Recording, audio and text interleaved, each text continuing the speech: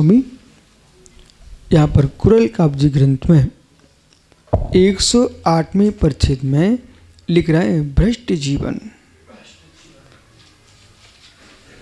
लेकिन आचार्य महाराज बहुत गहरे में गए और गहरे में जाकर के उन्होंने इतना गहरा गूढ़ विषय निकाल लिया। भ्रष्ट जीवन जीने वाले लोग बहुत सुखी रहते हैं। भ्रष्ट जीवन जीने वाले बहुत सुखी रहते हैं और हमारे पीयूष भैया को खास करके सुनना चाहिए। सुनिए ध्यान से। हाँ, तात्कालिक क्यों सुनना चाहिए पीयूष भैया को? सोच विचार करने वाला जीव है, दार्शनिक दृष्टि रखते हैं, लोगों से प्रभावित नहीं होते पर प्रभावित हो ही जाते हैं। अब पीयूष पकड़ना विषय को मैं कहाँ ले जा रहा हूँ कि जहां लोगों ने मांस खाने में भी तर्क दे दिए, मदिरा पान में तर्क दे दिए, तो उनके कुतर्कों से प्रभावित होकर के कोई जीव ये कहे ठीक तो है, ठीक तो है। देखो, तुम्हारे पास क्षमताएं नहीं है तो किसी भी को सुनो मत। प्रिय धम्मो दृढ़ धम्मो। और तुमने सुन लिया और तुम्हारा सोच तदनुकूल हो गया तो पता नहीं कितने आतंकी जन्म ले लेंगे। व्यक्ति नहीं बदला जाता, व्यक्ति का सोच बदला जाता है। अविनाश, किसी व्यक्ति पर राज्य नहीं होता, व्यक्ति की सोच पर राज्य होता है। आपका सोच कितना प्रचंड है जिसे तुम दूसरे की सोच पर राज्य कर लो, दूसरे सोच पर राज्य कर लो, फिर कितने सौरभ जन बनेंगे।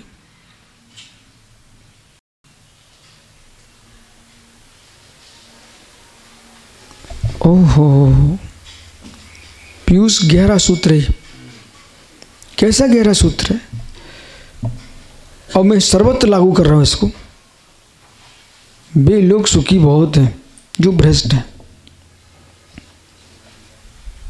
यदि कोई साधक है, अनुशासन में जिएगा तो उसको गुरु के अनुकूल चलना पड़ेगा।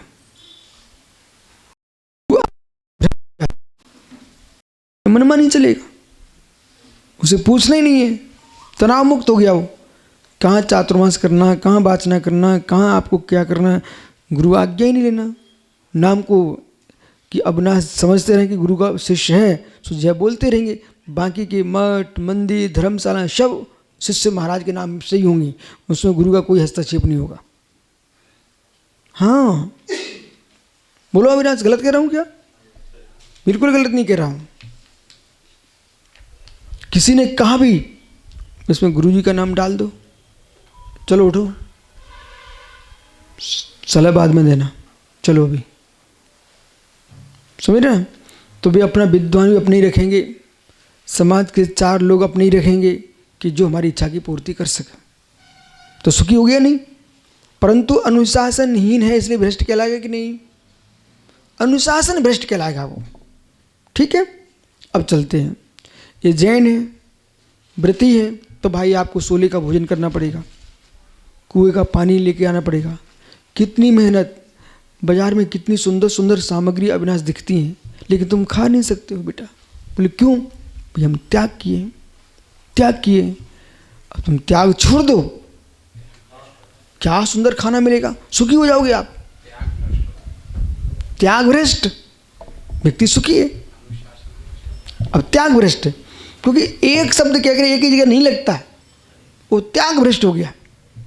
ठीक है, आप डॉक्टर हो तो आप ईमानदारी से उपचार करते हो। कभी, क्योंकि हमने अपनी आंखों से एक डॉक्टर को दवाइयों के तरल दवाइयों में पानी मिलाते देखा हमने अपनी आंखों से। सुबह से मेरे से बोला लाला पानी लाना है, तो मैंने सोचा डॉक्टर साहब को पीना होगा। उन्होंने सीधी की सीधी बाटल में भर दिया। वो खांसी की दवाई आती थी ना, वो उसमें भर दिया। हमने कहा बहुत अच्छी हो। अब आप वैद्य हो और वैद्य के लिए आयुर्वेद में प्रतिज्ञाएं दी हैं बहुत सारी, उन्हें प्रतिज्ञाओं तुम पालन कर नहीं रहे हो तो तुम भ्रष्ट आदमी हो। पर भ्रष्ट हो गए, तुम पैसा अच्छा कमा रहे हो, सुखी हो, प्रतिज्ञा भ्रष्ट हो। क्या भ्रष्ट है? ओहो, पर सुखी है, उसे सुखी दिख रहा है वर्तमान का, और उसको भविष्य से कोई लेन देन ही नहीं ना। ओहो भैया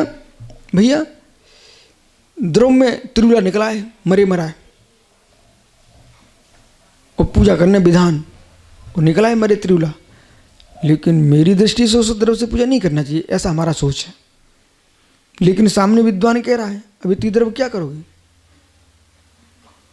चढ़ाओ भगवान को। शुद्धि भ्रष्ट, मर्यादा भ्रष्ट आदमी है, चढ़वा दिया। अब एक कनिस्टर घी था अविनाश बेटा, और उसमें एक चींटी निकल पड़ी। अब अरुण फेंकेंगे घी? नहीं फेंकोगे, खाओगे?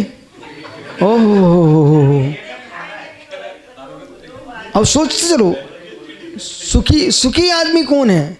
अब जो ये सोच रहा है कि भाई ये इसमें महासंज्ञा प्रारंभ हो चुकी है, हम कैसे घी खा सकते हैं, वो किसी को दे दिया, वो खुश है, वो आनंद लूट रहा है, जीव के पड़े होने पर ही खा रहा है। पर तुम दुखी रहोगे, बोले क्यों? तुम्हारा एक कनिस्टर घी गया, और ये तुम खा लेते तो अहिंसा भ्रष्ट, सुखी है। इसलिए विषय पकड़ो, प्रश्न नहीं, विषय सुनो आप। तो भैया विषय पकड़ो आप। भ्रष्ट लोग ज्यादा सुखी हैं, चारों तरफ से सुनिए आप, भ्रष्ट लोग ज्यादा सुखी हैं। और कहने वाले कह भी देते हैं, बोले हम इतने दिन से साधना कर रहे, तपस्या कर रहे हैं, ठीक है, बोले कितने ऐसे विषय तुम आज तक नहीं घुस पाए, वो हमारा हार्दिक नंबर 1 पे आ जाता है, तुम बैठे रह जाओगे, घुसना जानता हो। बोले पंक्ति से जा रहे थे, पंक्ति से, तो पंक्ति में क्रम से पहुंचते, उसने थोड़ी पंक्ति, वो पहुंच गया वहां, पंक्ति भ्रष्ट, लेकिन सुखी है। अब सुनिए, बहुत दृष्टांत हो गए। आचार्य महाराज क्या लिख रहे हैं, ये लिख रहा है इसलिए मैं कह रहा हूं, और सबको दुनिया को भी समझ में आ रहा है। सरस जी, अब तुम पूरे मुहूर्त निकालोगे तो हो गया काम तुम्हारा, 2-3 पंचरण करा पाओगे आप तो, ठीक है। अब सुनो, अब कोई भार्गव संहिता देख रहा है, कोई संहिता देख रहा है, उनमें मुहूर्त खोज रहे हैं, तो उनकी दृष्टि में मुहूर्त भ्रष्ट। लेकिन मेरे पास आओगे तो मैं कहूंगा आपको सुंदर मुहूर्त में देता हूं। अविनाश ने जिस मुहूर्त को मना कर दिया हो, वो मुहूर्त सबसे सुंदर होगा। अब अविनाश प्रश्न करो क्यों? हमने जय भैया से कहा तुम मुहूर्त निकालो, और तुम फिर कहो, फिर तुम्हारा काम बनता है कि हमारा काम बनता है। पंचांग में बेटा 5 स्थान है ना, लेकिन जो अंत में 6वां स्थान है उसे भूल जाते। सोमदेव सूरी ने लिखा है, पर शर्त ये है कि जैसे मेरे परिणाम भी शुद्ध हैं, ऐसे अविनाश के भी होना चाहिए। तो हम हो गए पंडित, हो विद्वान हो गया, और आप जजमान हो गए, आपके भी परिणाम ऐसे जो पंडित जी और गुरु जी कह रहे वो सही है। बस 100% काम श्रेष्ठ होना तुम्हारा, ठीक है ना। अब तुमको पता ही नहीं ज्योतिष है कौन सी वस्तु। नहीं, मैं ज्योतिष से ही बोल रहा हूं, मैं अलग से बोल ही नहीं रहा हूं। उसी ज्योतिष में लिखा है जिसकी से तुम बात कर रहे हो। हाँ, लेकिन उनके फोन ने क्या किया, हमारा कार्यक्रम तो 100% और 1000 गुना अच्छा हुआ। कुछ रहस्य हैं। आप पढ़ लिए ज्योतिष कितना, आपको मालूम? अभी मैं प्रश्न करता हूं, अभी कुंडली बनती है, अभी मैं प्रश्न करता हूं, उसकी अभी कुंडली बनती है, ठीक है ना। अब इनकी जो जन्म वाली कुंडली काम नहीं करे, वो कुंडली काम करे वहां। फिर तो यदि आप ऐसा को क्या होगा ज्योतिष का? मैं कह रहा हूं अभी मैंने कहा है ये मुहूर्त सही है, इस समय देखो, लगन देख लीजिए, बस आप कर लो, प्रश्न कुंडली बना लीजिए। केवली प्रश्न चूड़ामणि रखी हमारे पास, समझ गए? प्रयोग नहीं करते अपन लोक में, ठीक है। लेकिन रखने से भी काम नहीं चलेगा, पढ़ना पड़ता बेटा। अब देखो अविनाश ऐसा है, हम यहाँ इतनी क्लास लिए बैठे ना, नहीं गौण तो करना पड़ेगा, अभाव नहीं करना पड़ेगा, ऐसा बोलो, सही भाषा बोलो। गौण तो करना पड़ेगा, आप भी गौण करते हो, गौण तो करना पड़ेगा लेकिन अभाव नहीं कर सकते हो। ये स्वीकार करो कि मुहूर्त भी होता है, लेकिन आवश्यकता पड़ गई तो भाई आप वहाँ उस मुहूर्त से काम कर लो, प्रश्न से कर लो। अब देखो बेटा, ठीक है ना, क्या राजमार्ग ही है, इसलिए तो बोल रहा हूँ। अब बात को कौन बोलेगा? अब उन्हीं के लिए है जो ऐसा सोच के बैठे हैं, रूढ़िवादी। जो वास्तविक विद्वान हैं, आप लोगों से, तुम्हें वर्तमान जितने प्रतिष्ठाचार हैं, एक भी ज्योतिष नहीं जानते हो, मैं क्लियर बोल रहा हूँ। जो पंडित पठा, सुरेंद्र, बाबूलाल नहीं, सुरेंद्र, सारे के सारे प्रतिष्ठाचार तुम्हारे उनसे पड़े हुए हैं, बराबर है कि नहीं? मुझे देश की पूरी जानकारी है। एक भी प्रतिष्ठाचार या फिर अजित ग्वालियर, वो ज्योतिष पढ़े हुए हैं, ठीक है ना, बात जो से पढ़ी जाती है। बाकी के जितने प्रतिष्ठाचार 2-4 बातें सीख के आगे वो थोड़ी प्रतिष्ठाचार बन गया मुहूर्त वाला। वास्तविक मुहूर्त देखना चाहते हो फिर मेरे पास है भैया। भैया आम खाने के बाद भी, जैसे आम का ही रस लेना बेटा, वो तो फेंक देता गुठली, पर जो विद्या को जानता है उस गुठली में बहुत कुछ है, ठीक है ना। इसी प्रकार से जो वैचारिक तुम्हारा ज्योतिष है वो प्रचंड है। हमने सुरेंद्र से कहा कि माना कि नहीं है ये तुम्हारा ये वाला, बोले महाराज जी गणित ज्योतिष है ना, गणित ज्योतिष है ना, एक कठिन है और लोग निकाल नहीं पाते। फलित ज्योतिष है, उस पर विचार करना चाहिए, और फलित ज्योतिष है उस पर ज़्यादा विचार करना चाहिए। वो सरल है लेकिन तुरंत दिखता है। अष्टांग निमित्त जो है ना, वो फलित ज्योतिष, जो तुम गणित लगा के कुंडली वगैरह बनाओगे ना, वो गणित ज्योतिष है। ये तो बैठे ज्योतिषाचार, लेकिन सब फेल हो जाते हैं, फिर मेरे पास आते। बेटा सबसे बड़ा ज्योतिष है पुण्य पाप, ठीक है। आइए, सबसे बड़ा ज्योतिष है पुण्य पाप।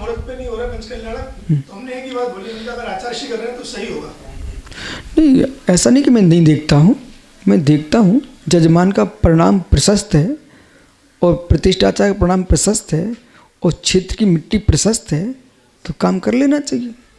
जहाँ चील घूम रहे हों, जहाँ चमगादड़ घूम रहे हों, मत तुम निकाल के आओ अच्छा सा मुहूर्त, सब तुम्हारा खराब हो जाना है। जहाँ आम के वृक्ष लगे हैं, अशोक के वृक्ष लगे हैं, बढ़िया पानी है, जलाशय है, वो सबके परिणाम अच्छे हैं। ये ज्योतिष नहीं है, ये ज्योतिष ही है। यदि आपने इसे नहीं माना ना, तो पिरामिड, ये अशोक, ये सारे लिखे वास्तु में लिखे रखे हुए हैं। नहीं बेटा, ये सब ज्योतिष के अंग हैं।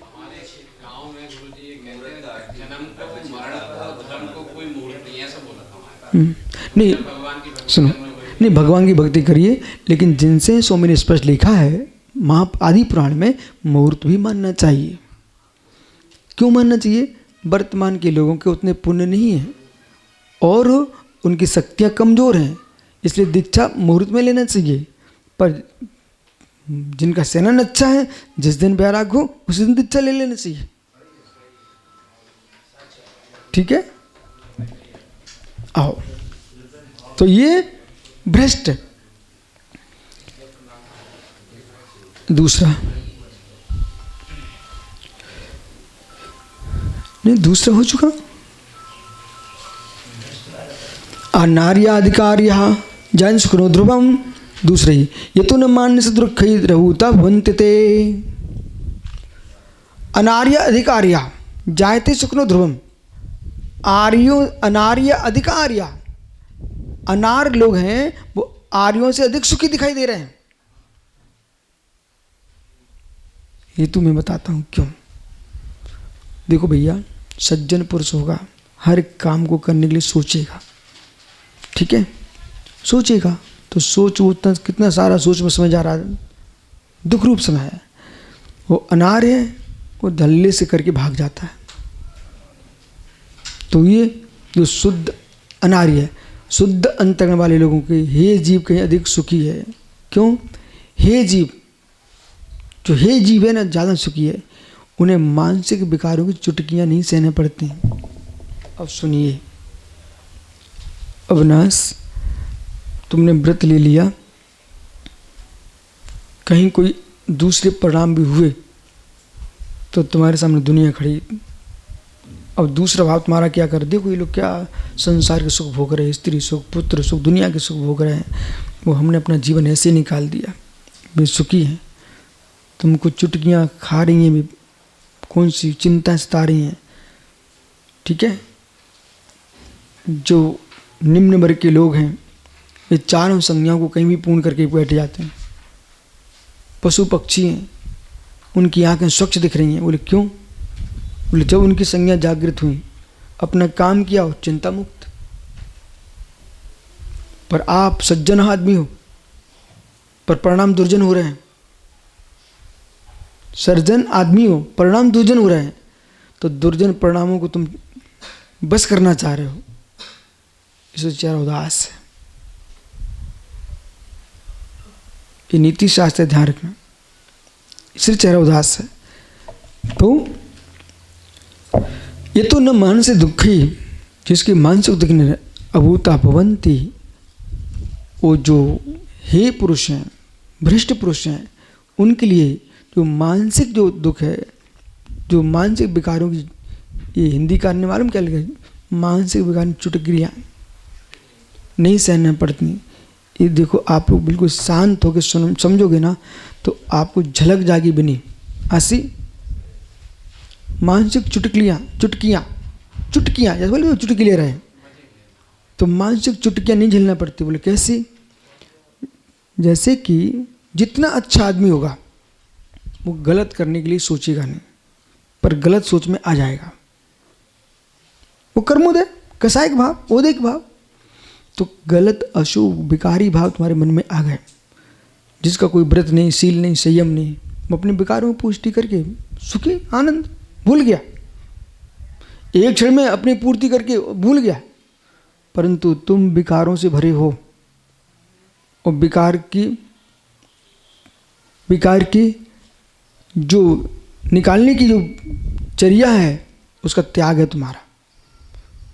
और आपका स्वाध्याय है नहीं है, और ध्यान है नहीं है, आराधना का परिणाम नहीं है, स्थान बदलना जानते नहीं हो, तो मालूम तुम 24 घंटे भरे रहोगे। वो ये व्याख्या है। ठीक है, अब क्या है, जैसे यहाँ कक्षा चल रही है, ठीक है ना, कक्षा चल रही है, आप यहाँ बैठोगे तभी तो तुम्हारा मस्तिष्क बुद्धि में आएगा, विषय चढ़ेगा।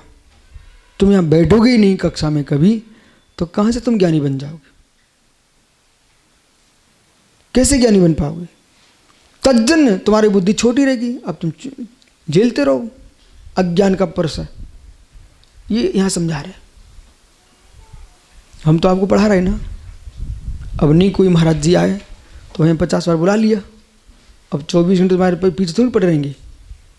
ठीक है ना, तो यहाँ ये देखना पड़ेगा कि भाई आपका निजी विचार क्या चल रहा है। अब माना कि आप हमसे शिकायत करो, उन महाराज को तुमने ज्ञानी नहीं बनाया, ये मेरा बस में नहीं है। महाराज को यहाँ बैठना चाहिए हर क्लास में, एक भी क्लास में नहीं बैठते तो कैसे तुम्हारा ज्ञान बढ़ेगा? जैसे ही क्लास प्रारंभ धीरे से खिसक जाते हैं, तो आप खिसक जाओगे, पढ़ोगे नहीं तो ठीक है, हम आपको मंच भी देंगे तो भाई आप 2-4 बातें बोल पाओगे। क्योंकि अध्ययन सर्वास्थिति में लिखा है अविनाश की प्रशस्त व्यवसाय के लिए, प्रज्ञा की पुष्टि के लिए और जिन शासन की प्रभावना के लिए, तत्व उपदेश के लिए स्वाध्याय करना चाहिए और संयम की रक्षा के लिए।